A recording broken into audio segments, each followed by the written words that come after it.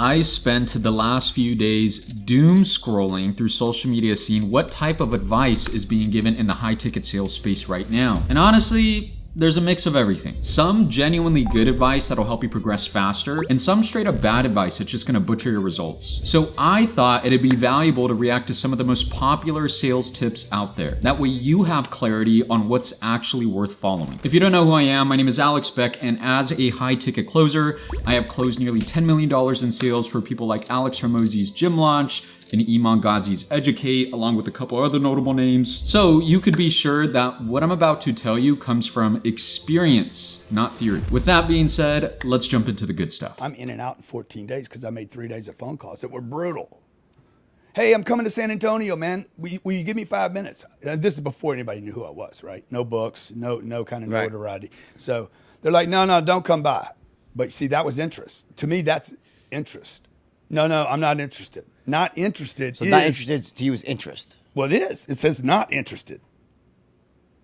Not is an adjective to describe interest. Okay. Right? So it's a level of interest. So if someone says they're not interested, on a scale from 0 to 10, what interest level do you have? None. That is a level. Right. Okay, and then 1, 2, 3, 4, 5. You with me? A few minutes ago, he didn't know he didn't know he had no interest. At least I'm on it.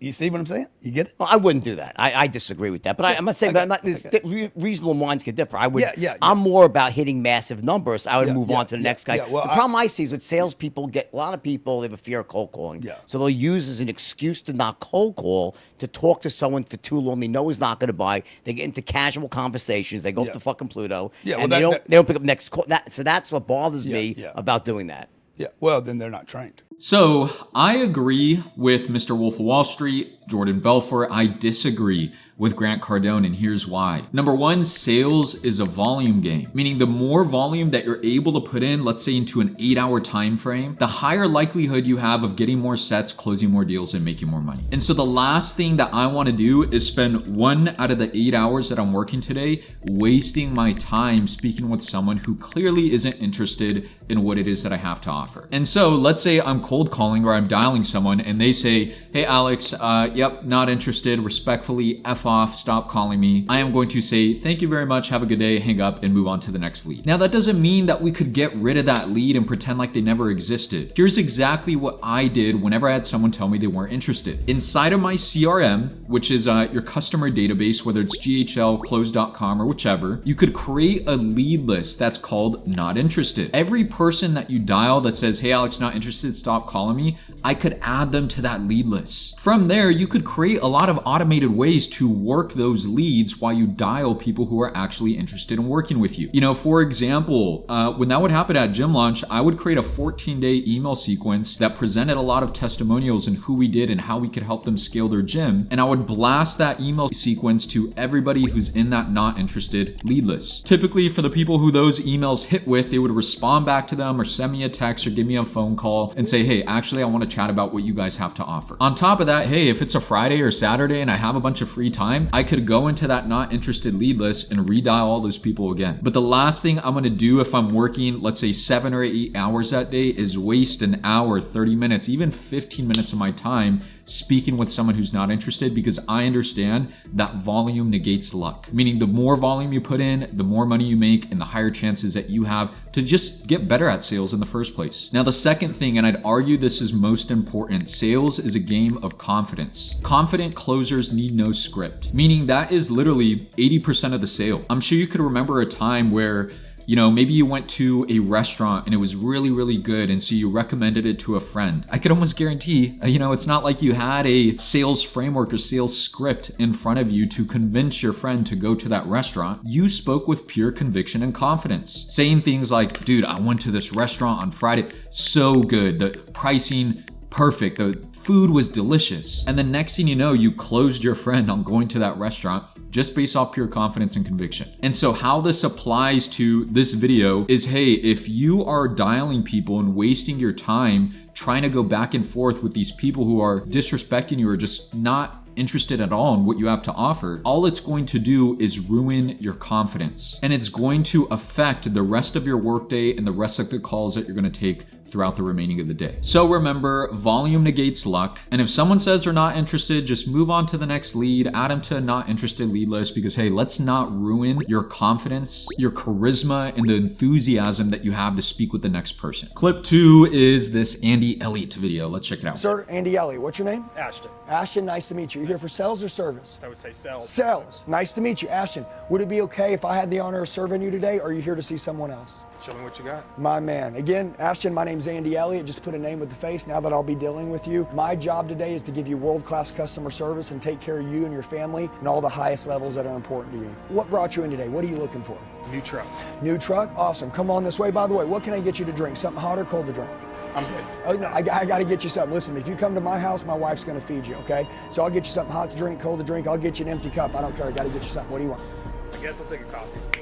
What did I do? Number one, I just completely paradigm shift him. And now, number one, he sees that I care. Also, number two, I just took control. I mean, I'm 30 seconds into the deal and I own this guy. Now, listen to me. I know a lot of you say, well, I wouldn't let that happen. Trust me, I do it every single time. When a sniper takes you out, people are like, I would never let that sniper take me out. You would never know there was a sniper there. All right, so I half agree and I half disagree with this clip that you're seeing here. The reason why I disagree is because I feel like what it's communicating is in order to succeed with sales, you need to be this overly enthusiastic, overly extroverted type of salesperson, and it's just not true. You know, this is why sales has a bad stigma in the first place, and I even fell victim to that. Over 6 years ago, I was completely against becoming a commission-based salesperson because of marketing material just like this. I felt like it just didn't match my personality. The way people project it is like, hey, if you want to be a good salesperson, you almost need to put your sales cap on. Like acting, right? Drink some coffee, pump up the enthusiasm, and have this like jacked testosterone type of personality in order to close more deals. And if you've watched any sales call recordings of mine that are on this YouTube that you could check out, you'd realize that is far away from my approach and my personality trait on sales calls. And hey, maybe this works well for Andy Elliot because that's the type of person he is, but it's not true for everyone else. People could tell if you're being authentic or not. Buyers are getting smarter. Not only that, again, sales is a volume game. So if you're taking 8 calls per day, 6 days per week, 12 months per year, it is extremely difficult to pretend to be somebody that you're not and still succeed at a high level. And it took me a while to figure this out. You know, I'm not gonna lie, when I was working at Gym Launch,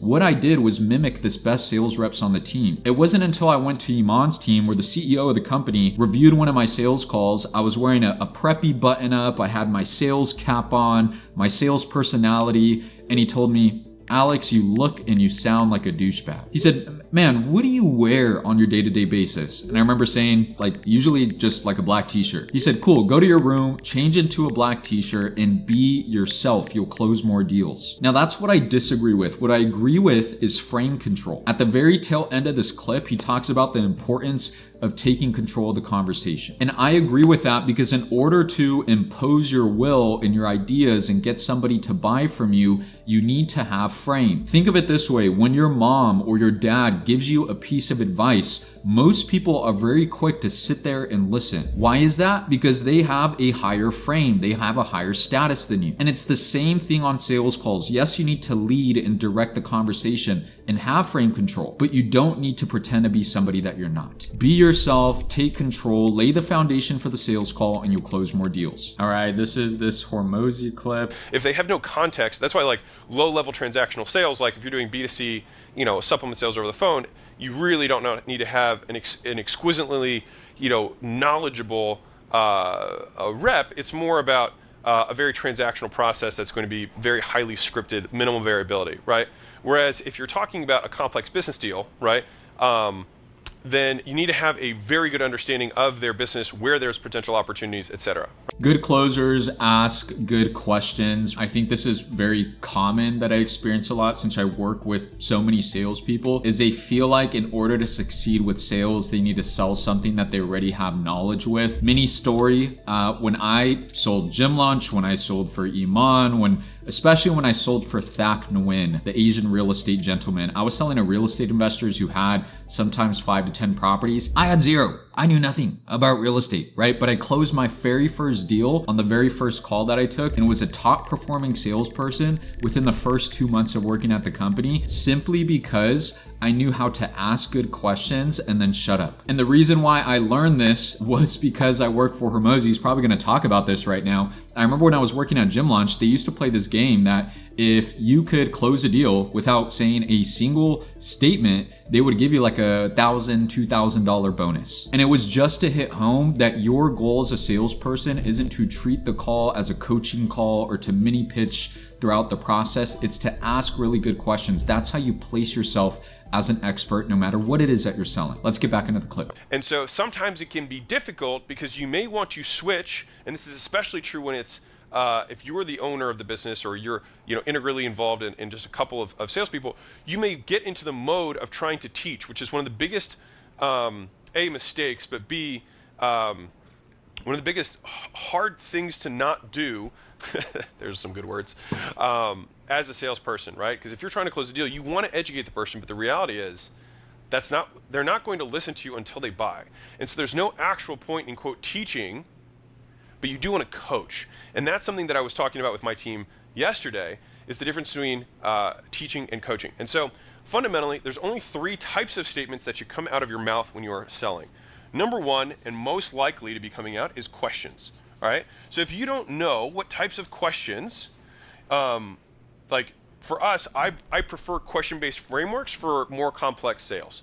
And the reason for that is these are the types of questions that we would need to know the answer to in order to work with someone. My question framework is pretty simple, right? I follow the roller coaster analogy. You've probably seen me talk about this a lot. At the start of your discovery process of the sales call, you want to talk about their current situation. So if you're selling B2C, I'm asking questions about what are you doing for work? Where are you based out of? How long have you been doing that? Do you enjoy what you're doing, right? If I'm selling B2B, I'm asking a lot of questions about their business just so I could get a general understanding of their business, because that's important. From there, I am going into their future state goals. The whole goal of this is at the start of the conversation, we want to raise their emotion high. At the end of the conversation, we want to take it low and talk about their current state problems and how shitty things are going by asking questions, not by giving statements. That way, when we pitch, we could pitch to their problems. And so again, the framework that I use is number 1, couple current state questions at the start of discovery. Number 2, I'm going to pivot into future state goals by saying something like, awesome, so Mr. Prospect, before we start talking about all your problems, right,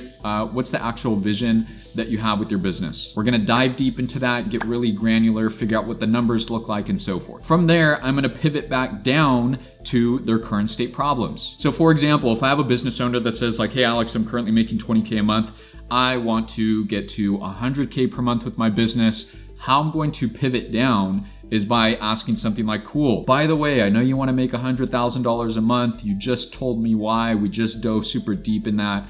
How long have we been trying to get to $100,000 per month with your business? Okay, cool. And so what have we tried in order to get to that point? Why haven't we tried anything? Why didn't that work for you? We are getting towards the tail end of our discovery by asking questions to dive deep in their current state problems and what they've tried. From there, the last piece, so technically section 4, would be asking closing questions. So now that I have them go to that emotional high and then bring them to that emotional low by talking about their current state problems, I'm going to ask closing questions, aka tie downs and micro commitments, by saying things like, cool, Mr. Prospect, you just told me you want to get to 100K per month. You're currently making 20. Here's all the problems that you're experiencing and what you said you need help with. If we could provide those things to you and solve that problem, would you be ready to move forward today? And if so, why? So instead of giving a ton of statements throughout the call and trying to coach them and teach them about what's going wrong, I'm going to make them tell me. I'm going to ask a lot of questions and then get a lot of micro commitments to get them to commit to moving forward and fixing the problem today. Then I'm going to take it to my pitch. Let's get back to the clip. Also, the only way that you can get someone to change their beliefs about something, because ultimately the person, especially the more complex, the higher level the sale, the more the person has to come to the conclusion on their own that they should work with you and less feel forced or suggested. Hopefully that makes sense. And so we should ask leading questions that lead them to the conclusion that they should work with you and you can solve their problems. The second type of thing is a restatement, which means after they say something, you say it back to them, which means that you understand and you are listening. All right. So it's like, so what I'm hearing is this is the primary issue that you've been trying to solve. This is what you've done so far. And this is why it hasn't worked. Does that sound about right?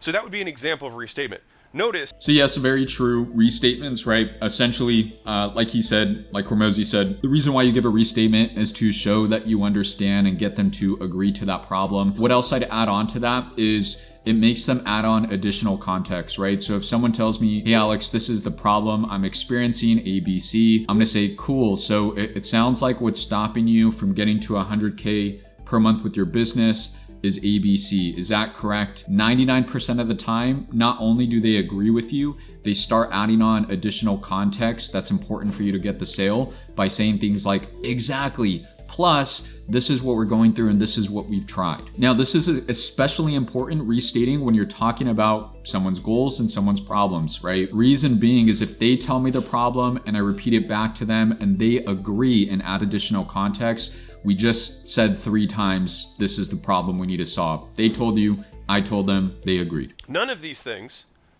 are declarative statements of fact. I'm not teaching them anything, all right? Which is the same reason that people get in trouble when they do presentations to try and pitch.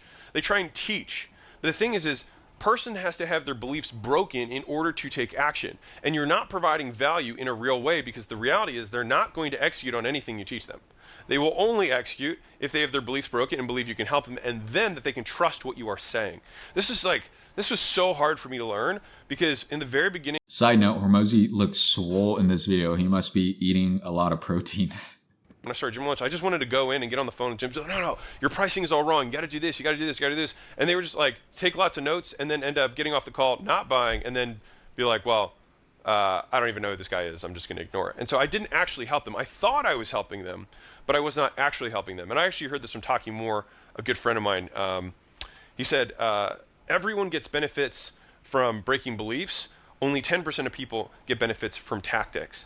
And so you actually are providing more value on the call by questioning their beliefs because you're actually servicing 100% of the people providing value compared to trying to give tactical advice that only 1 out of 10 people may or may not use. And likely the people who will use it are not buying from you. So either way, you're not benefiting your business and you're also not benefiting theirs. That was a huge thing that I had to break with my own beliefs.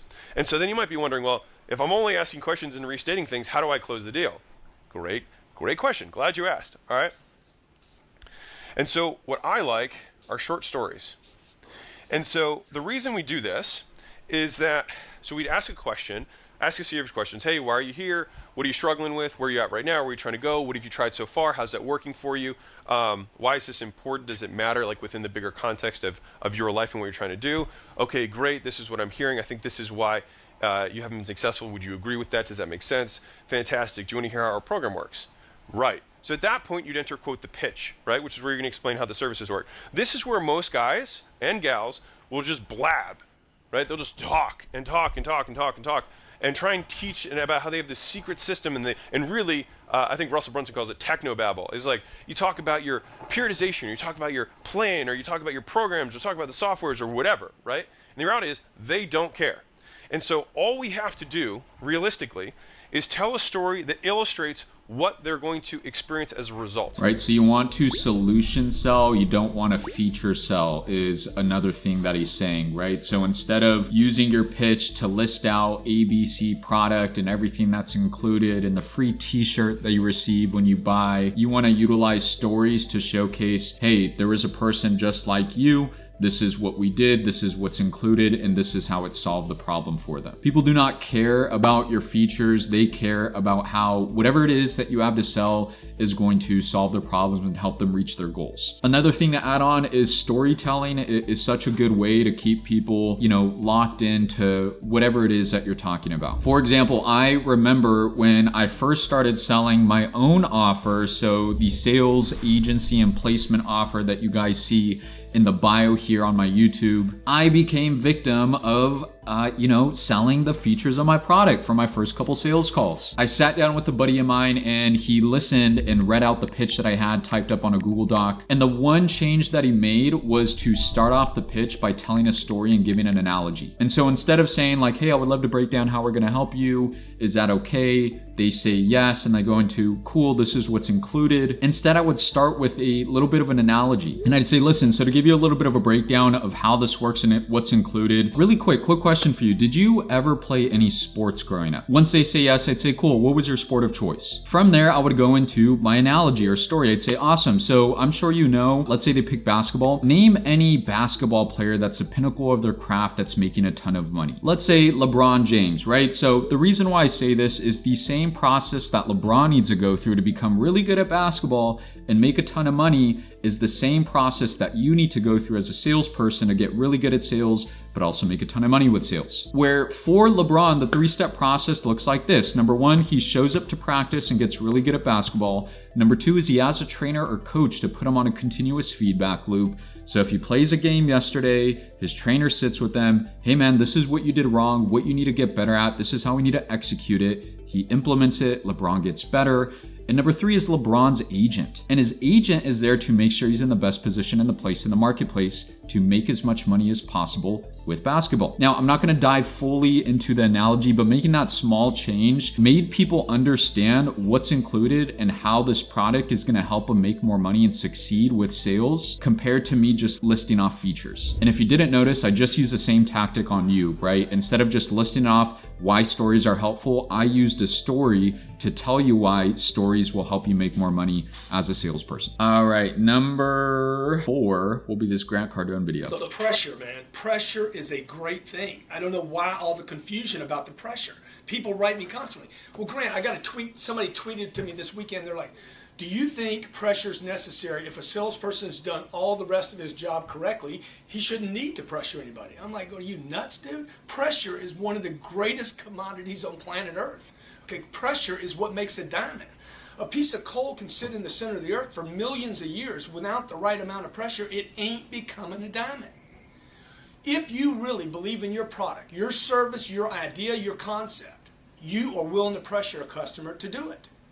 Let's say your brother is about to bounce an 8-ball into his left freaking arm right here. He's about to pop it and kill himself. Would you pressure him to go to rehab? Would you pressure him not to do that? Sure, man. When you believe completely, totally, have 100%. To refer back to the clip you just saw, right? He just used a story so that you understood the point he was trying to make. Crazy story. All that to say, please don't bounce an 8-ball into your arm, but let's keep watching. Conviction, you'll take a customer by the throat, throw him down on the freaking table, and shut him down. That's not a bad thing, man. I don't talk about pressure as a force that you would use with somebody, but rather something internal that says, hey, let's do it, man. It's time to do it. You know it's the right thing.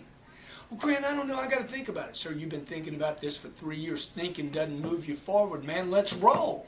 Are you pressuring me? Sir, when I start pressuring you, I promise you, you won't have to ask the question, okay? Let's roll. Let's do it. It's the right thing. You're going to do it sooner or later. You know you're going to do it sooner or later. Right now is the time to do it. We've invested enough time in doing this. Let's roll.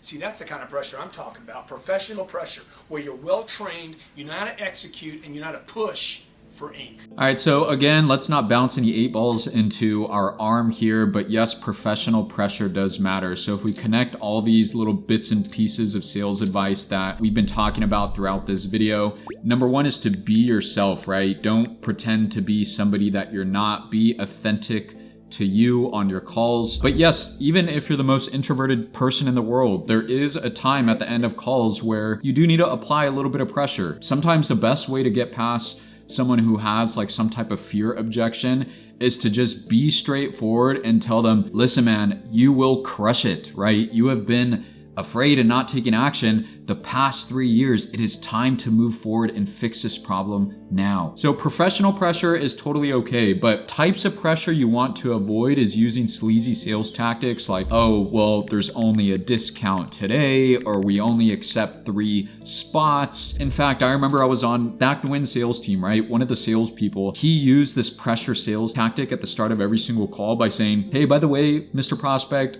we only have 3 spots left at this $2,000 $1 discount. So at the end of the call, I need a yes or no today. Is that okay? And hey, sometimes it would work for him, but that's the type of like sleazy sales pressure that you want to try your best to avoid, because it's not going to get you far. And the higher up the ladder, the more sophisticated buyers that you deal with, the more expensive products that you sell, because you want to sell something expensive to people with money, the less you're going to make, because most people see through that sleazy type of pressure. But again, the best time to use pressure and press someone to move forward is if it's a fear objection, in my opinion. If you found this video helpful, I made something for you that you will find infinitely more helpful. It is a 5-hour free training where I walk you through the exact frameworks that not only help me land multiple 6-figure remote sales roles, but also close nearly $10 million with high ticket sales. It should be linked somewhere on the screen, if not in the description. And by the way, if you're tired of watching these videos and just want to work with me directly, that way I can teach you sales, but also help you land a high-paying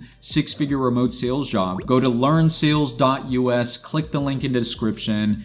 And as always, once you learn to sell, you will never starve. Thanks.